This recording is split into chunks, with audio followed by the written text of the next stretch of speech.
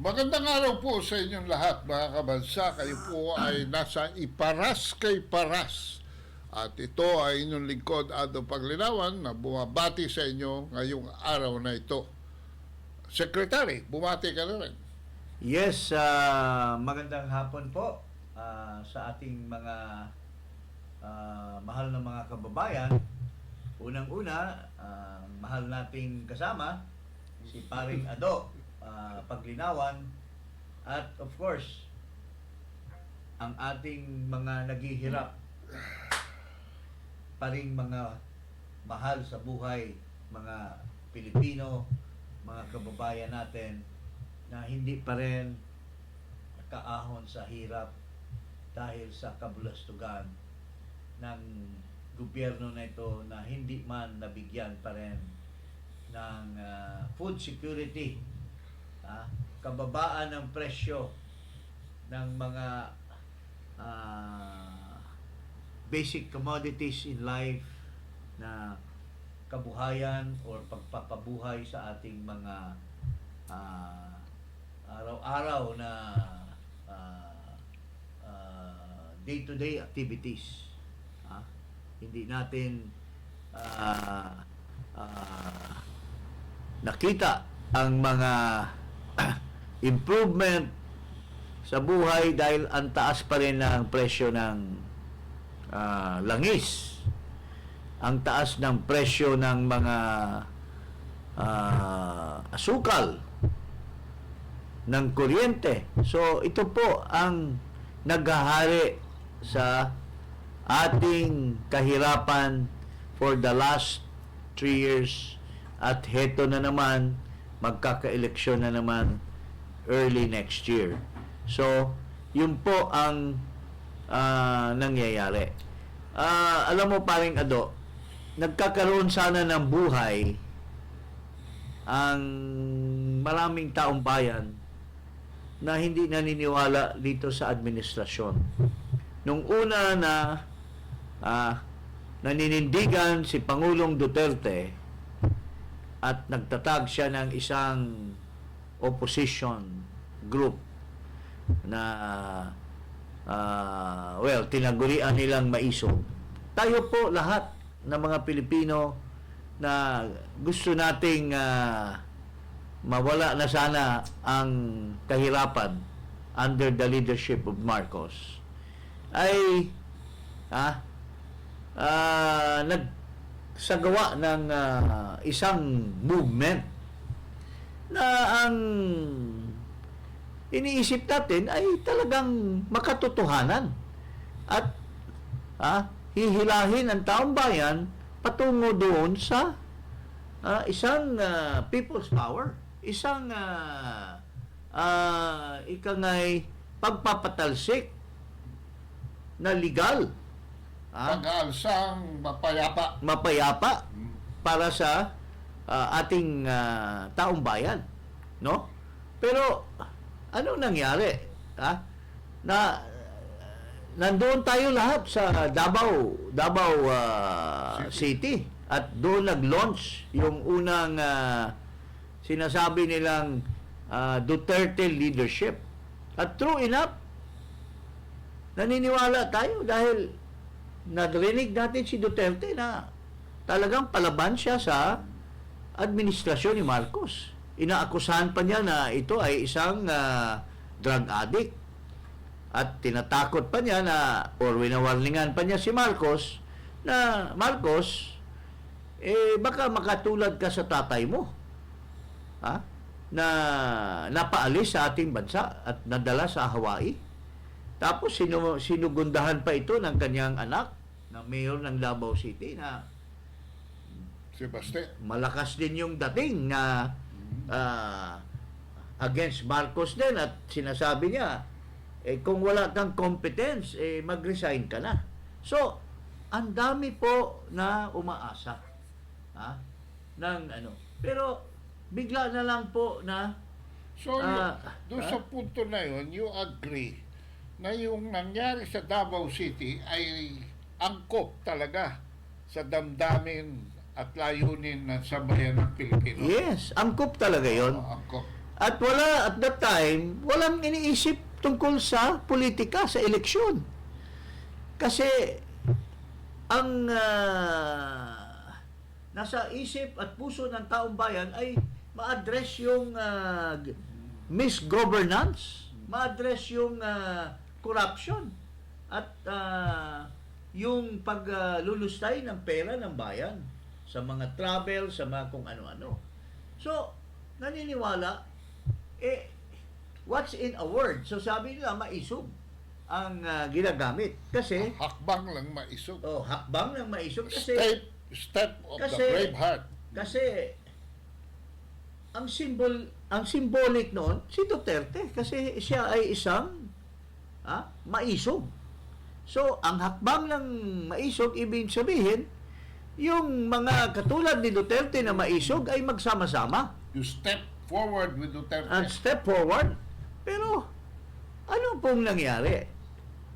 Mga usap-usapan, kasi alam mo naman, si Pangulong Duterte, hindi naman talaga siya hands-on todo, kasi siya lang naman ang rallying point dito sa lahat. Dahil ang dami pa rin nakatingala ng mga Pilipino sa kanya. Mayroon siyang pinagkatiwalaan. At dito po nakita natin na ano bang tawag niyan? Kabahura.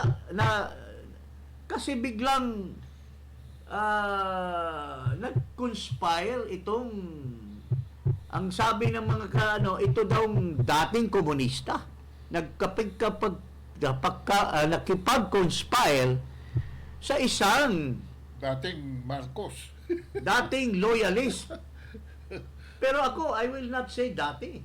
I will always say na loyalista pa rin ito ni Marcos. Kasi wala tayong naririnig na may sinabi siya against Marcos. Can you imagine?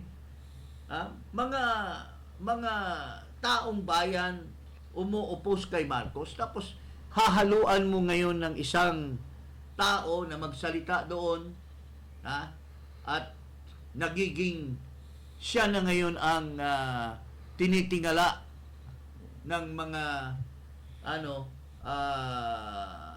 nag-aasa na mapaalis si Marcos, pero wala naman palang binatbat. You mean to say, siya na nagbitbit ng narrative. Siyang nagbitbit. At marami nagsasabi na baka pakawala lang ni Marcos yan.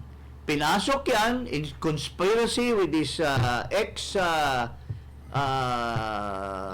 communist rebel na pinagkatiwalaan ni President para makapasok sa kubo or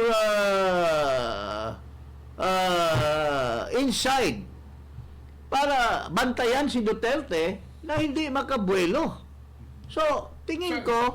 Saan una nag-manifest yung parang change of direction na yan? Nakikita ko ito noong sa Cebu.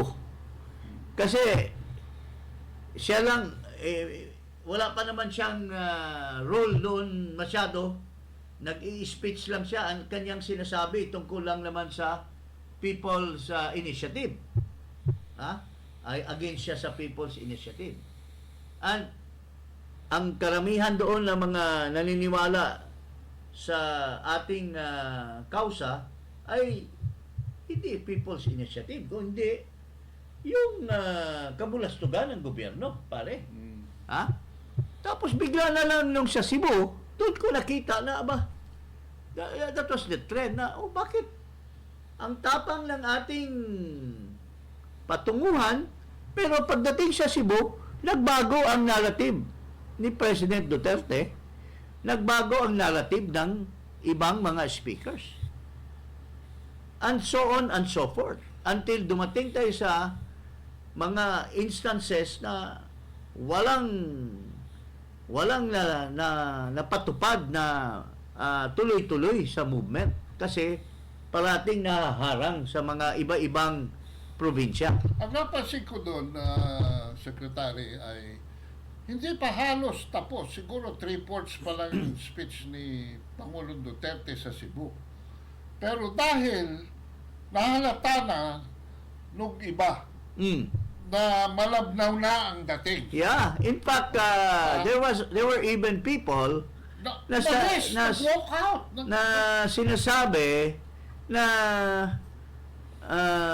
bakit iba na ang narrative ni Duterte doon palaban sa Davao pagdating sa Cebu. Sino bang nag-influensya sa kanya? Ha? Oh. Kasi meron daw tumawag kay Mayroon gano'n, si Mayor Rama ba? Assumably it was the DILG secretary. At saka, there were others like me and some other people na talagang ang direction is towards ousting Marcos through legal means. Binabawalan nitong komunista na magsalita. We were slated to speak, but we were not allowed at the end of the day. And this guy is the one calling the shot. And parati niyang pinapasalita itong pakawala ni Marcos na si Vic Rodriguez. And we warned Mayor Rama during that time. Don't compromise with the bully, because the bully, when you compromise with the bully, he bullies you more. Tingnan mo si Stop. Mayor Rama. Kay Rama. Dinali pa nila si Rama. So, ganito ang nangyari niyan. So, in other words, there was a conspiracy between this ex-communist and Vic Rodriguez. I don't know kung anong pinakain, anong binigay, nitong dalawa, to the extent na di Maisug at the end of the day has become a controlled movement by these two personality. Na diluted ang message na nawala na yung direction na ayaw natin kay Marcos. Nagiging diffuse na, and ang nagiging purpose was no longer to oust Marcos but to create a political movement whereby itong some personalities na ito pasalitain sa mga rally. Ang purpose pala, which we have now discovered recently after the filing of the certificate of candidacy, ang purpose pala nila ay alisin yung original na direction para ang taong bayan ay magkaisa para mapaalis si Marcos. Ang nangyari, nagkaroon pala ng lumabdaw ang mensahe. At nagkaroon pala ng ibang direksyon, which is a selfish political purpose. Yeah, but we advise former President Duterte in the next opportunity sa Dumaguete Yes. about the difference Yung huli nating strategy, yung huli nating difference in tactics. yung huli nating pakitungo dito sa grupo, kasi iba ang direksyon natin, iba pala ang pinaplano nila, political pala ang pinaplano nila. Tayo, iba ang direksyon natin. We even told them to expand. But nung nagsalita na itong komunista na one of expanding is to recruit mga communist into the fold of the opposition, Specifically using the word NPA. Para daw yung mga NPA or mga ex-NPA or mga ex-NDF na pwedeng sumali dito sa movement to oust Marcos, doon na kami ni Ado, doon na kami umatras. pati si former Undersecretary Ranque. Sabi namin, kung ganun pala, ang direksyon pala ninyo ay politika, hindi po ako naniniwala kasi na yung mga nagsasalita sa mga rally may chance manalo pagka senador. Some of them were already defeated at saka nasa kulilat. Hindi ko na lang banggitin. Tapos nadagdag na yun ito si Rodriguez na may ambisyon pala. Tapos tatanungin mo, wala daw siyang ambisyon. So, sabi ko, ano bang kuha nito? Pakita natin kung itong tao na ito, mayroon ba talagang intensyon na paalisin si Marcos. Kasi ang alam ko, ito si Vic Rodriguez ay pakawala ni Marcos. Galit lang yan siya sa asawa kasi nakipag-agawan sa paglagay ng mga applicants para sa pwesto sa gobyerno. Pati yung asawa na First Lady, inaagawan niya kasi feeling niya siya ang little president at that time. So, Siya ang kingmaker. siya ang kingmaker. Napaka matindi umasta yan. Akala mo, siya talagang presidente noong mga panahon na yon. Pero anong sinabi nito during the rally? Ito, pakita natin yung sa Pampanga. Anong pinagsasabi nito? Ang hakbang ng Maisug ay hindi ho nananawagan ng pabagsakin ang gobyerno ni Pangulong Marcos. Ang pamahakbang ng Maisug ay naniningil sapagkat nung tayo'y binoto natin siya, tayo'y umaasa sa isang pamunuan, sa isang leadership na merong transparency, accountability, peace, and security. Pinopolitika nila ang original na purpose ni President Duterte na magkaroon ng pupulong ang mga taong bayan para maparating natin ang maayos na panggobyerno. Pero ang ginawa nitong nag-conspire na former communist at saka itong Vic Rodriguez ay ginawa nilang pamulitika ang mga rally ng Maisog. Dinideny nila na wala daw ganun. Niluloko nila yung mga ibang mga kasama natin na maayos yung Maisog, para yan sa anti-Marcos, para Pero at the end of the day, nasaan na ngayon sila? Ang instruction ni Digong sa Dumaguete is to spread it out. To expand As wide as possible and get sign-ups. Pero ito ay hindi sinunod nitong komunista.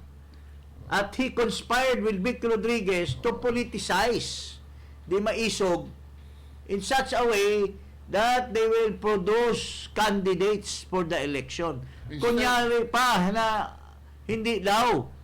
Pero ito, tingnan mo itong ginawa nitong Vic Rodriguez. Ayaw-ayaw, pero at the end of the day, may ambisyon pala na maging senador. Ginamit lang ang mga DDS. Ginamit lang ang mga naniniwala doon sa Maisog para sa pagpatalsik kay Marcos.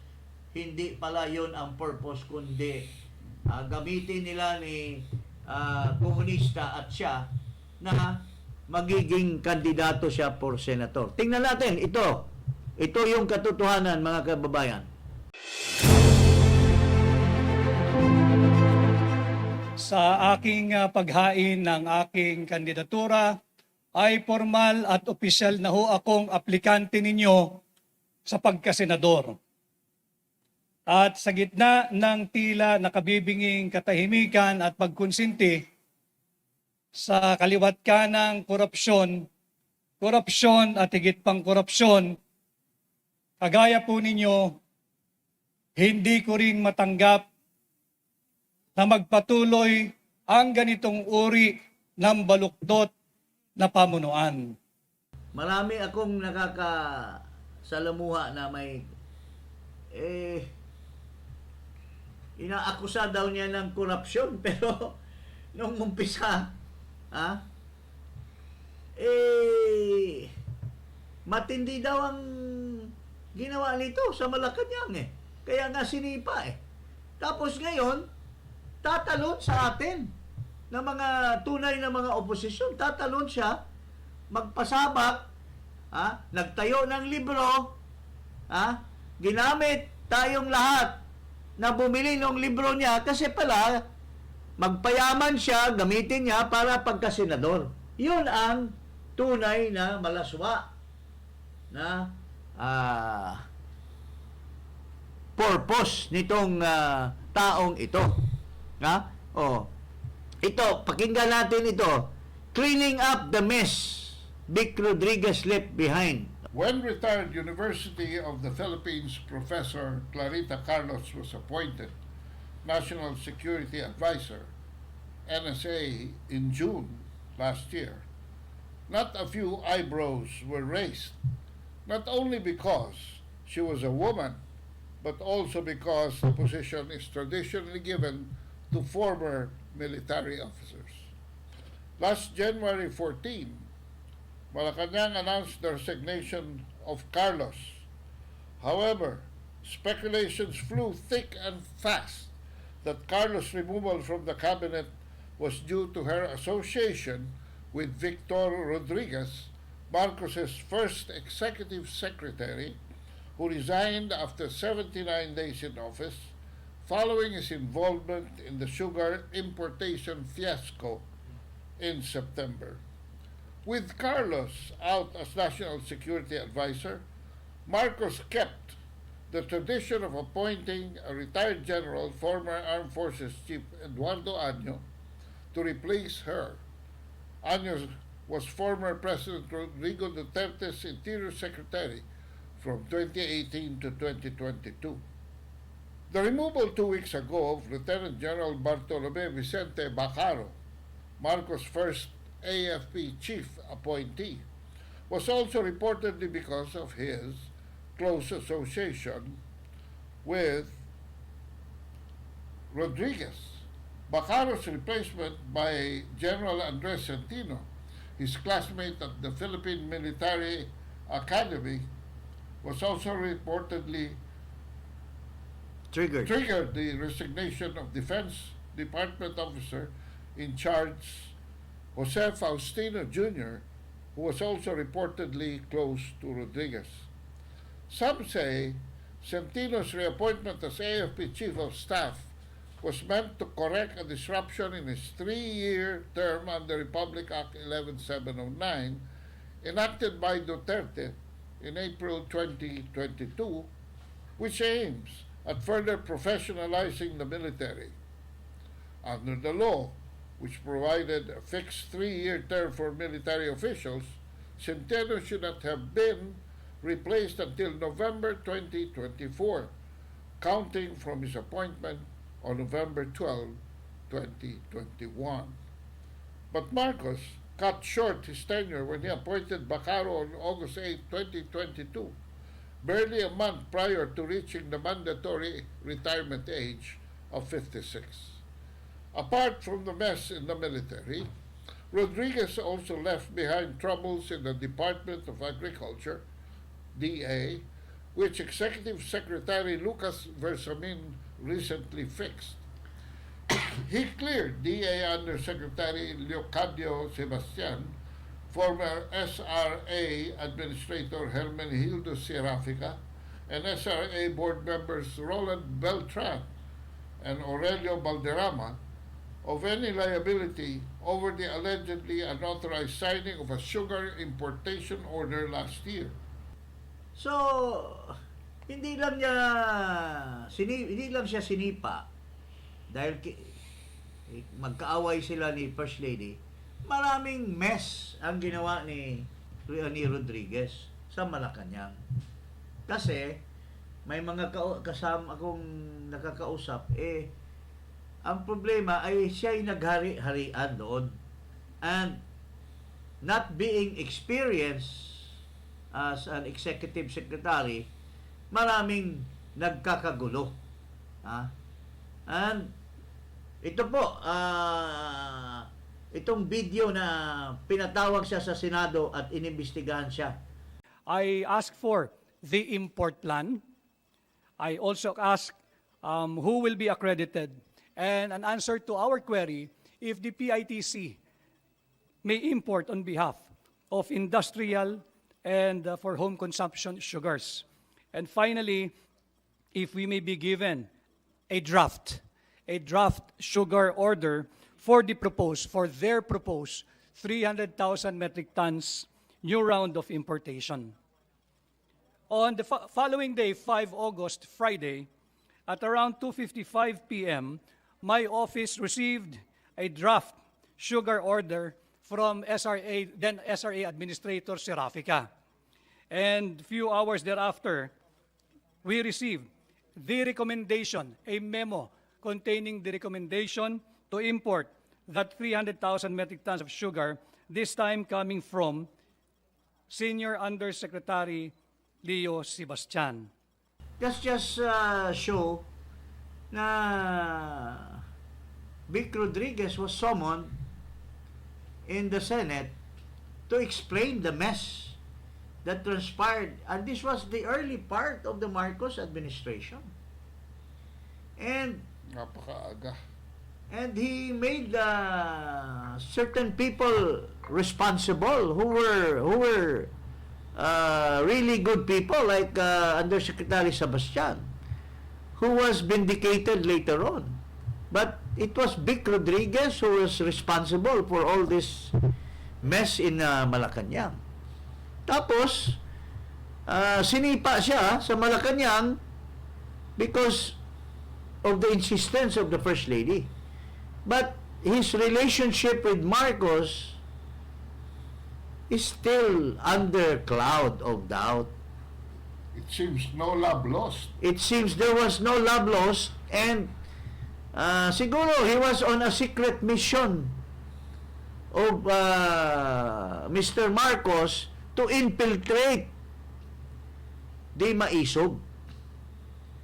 The Duterte ranch. Using this ex NPA, ex communist, and made him the darling of the Maisog future rally that Duterte never attended anymore because it turned into a political movement. And this cannot be denied, mga kababayan. Siguro magagalit yung mga iba sa amin, pero sana maintindihan nyo kami na ini-expose natin ito kasi tingnan nyo ngayon, saan ba ang Maisog na pupunta? Saan ba yung mga nagsasalita parati doon? Nagpapatuloy ba sa movement? O kung hindi, took advantage of their being there all the time, tapos ngayon nagpolitika na. At ang masama dito, ginuyo yung mga membro, kunyari, naggawa-gawa siya ng libro, anong pangalan ng libro, paring ano? Kingmaker. Kingmaker, ano ba ang ibig sabihin niyang Kingmaker? Aba, ikaw, Siya ang nagluklok ng hari. siya ang nagluklok ng hari. Siya daw ang responsible sa pagpanalo ni Marcos.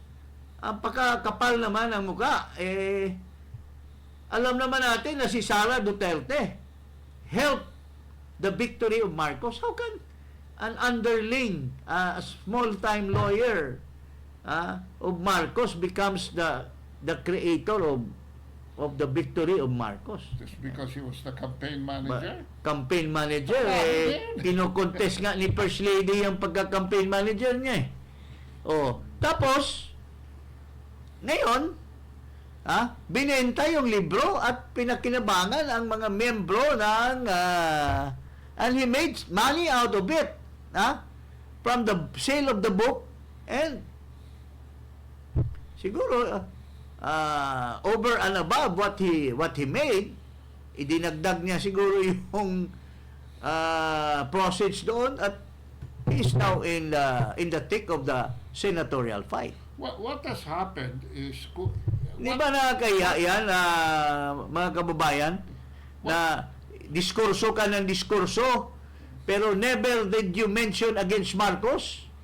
Tapos ngayon, you talk about corruption, you talk about pero maraming nagsasabi sa people around Marcos, around the First Lady, na sino bang corrupt?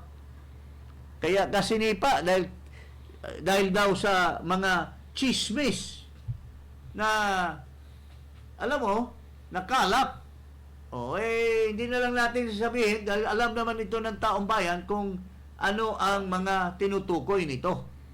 Paring Ado, ano masasabi mo? Ang nakakalungkot dito, yung order ni Duterte na expound yung movement ay nauwi sa isang public relations campaign para sa isang tao. Tapos nagagalit sila, bakit natin pinupuna? Kung makatotohanan yung una na rally sa Davao, dapat sana lumaki na at lumaki na yan. Pero nasaan siya ngayon? Pero nasaan na ngayon? It ended up with people leaving Maisug and now running as senatorial candidates. In fact, para sa akin, yung Maisug met an untimely demise when the KOJC was attacked in Davao. Dahil wala tayong narinig na concerted effort from Maisug to defend Kibuloy. When all the while, ang manpower, ang resources, and even the professional services of some KOJC members and SMNI were deeply entrenched in all those rallies that Maisog. Walang maraming membro ang Maisog sa mga rally, kundi tinatao ng mga KOJC members. And that's the fact. In fact, naawa nga ako kasi I've spoken to some na parang they are regretting of the fact that in all this Maisog rally, they spent money they provided the resources, they provided the people, They hosted. they did everything. Pero at the end of the day, silang nabubuntungan ngayon ng administrasyon at hinimok si Kibuloy. Pero ang sinasabi ni paring Ado, mayroon bang nag-rescue? Ano ba, pare? May nag-rescue ba na Maisog para... Kaya po, umatras na ang mga KOJC to ever participate. You know, Secretary. Tapos ang masama nito, nabalitaan ko, and I've spoken to the person himself, that on one occasion, itong si Vic Rodriguez, tinawagan itong isang SMNI senior media reporter. Galit na galit daw. Kasi yung mga gusto niyang iparating sa publiko, hindi daw naparating at siniraan pa daw siya. Minura pa niya. Can you imagine, magsisenador ka, mumurahin mo yung isang reporter? Hinamon pa daw ng suntukan. Anong klaseng senatorial candidate ito? Pinakinabangan mo na yung mga membro, binentahan ang mga gawa-gawa mong libro mo, on the pretext na real opposition ka. Pero when the truth and in fact, as far as I'm concerned, as far as Ado is concerned, which I think you yourself believe, pakawala ka ni Marcos, Joy. Ha? No, that's why. Nilagay ka dyan in connivance with somebody inside para medyo iispayan mo si Duterte kasi baka lumakas ng lumakas ang opposition, hindi na maawat. Kaya nandyan ka, nagbantay. And we are saying this because you have never said anything, any word against Marcos. So the presumption is you're still chummy-chummy until now. And we are not surprised that Marcos will even support your senatorial candidacy at the expense of the other all the members ng... all the way to the electronic count. Yes, yes. Ang aking kasi, Secretary. Kaya mga kababayan, mag-iingat po tayo na dinali na nga tayo sa Maisug, dadalihin pa tayo na susuportahan pa ni Marcos yan sa pagkasenador. Dahil their friendship has never ended. Yun po ang totoo dyan. What I don't like in all this, Secretary, is some of their trolls, have turned their guns on us, attacking us. But we would like to remind you that after Dumaguete, we were no longer part of Maisug. We were on our own. We staged our own movement to remove Marcos by whatever means possible, as soon as possible. Through legal means. Through legal means. Oh. That's why I think the group of Ado has organized a group which is mamamayan laban sa digmaan. Mamamayan laban sa digmaan and asking Marcos alis dyan. Oh. Dahil ito pong grupo na ito ay tunay, purist, walang spy, walang pagdududa ang taong bayan. Ang tumbok lang ay ipaglaban ang taong bayan against sa kabulastugan nitong gobyerno na ito ngayon. Other than that, when we had our rally in Davao, we had reasons to believe na somebody from Davao sabotaged our rally. No? Pagdating namin doon, lahat ng arrangements na ginawa namin weeks before. Even si Monk. Wow. Si Monk, who has a very... Monk Olamit. Olamit, who is the representative of the MNLF, who had many people joining the opposition and joining the rally. Tinalbog daw siya nitong mga tauhan ni ex-communist. Binastos pa sila doon. Can you imagine that? And then in two Maisug rallies, specifically Maisug TAPS rallies, there was the presence of Anglo, Alliance for Nationalist, Genuine Labor Unions. And according to my sources, this is also peppered with some still NPA, NDF, CPP cadres. They are labor leaders for hire. Leftists. Yun na yung kinuha nitong taong nito. On two occasions at least. Nung nag-meeting tayo with the PRRD, doon tayo sa Dumaguete. After that meeting, na sinabi niya mag-recruit siya ng mga cadres ng kanyang mga kauri, yun na yung ginamit nila sa Liwasang Bonifacio.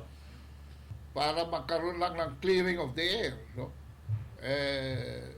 We have, I feel, to at this point in time, already warned the public about the non-conviction of this candidate for the removal of Marcos.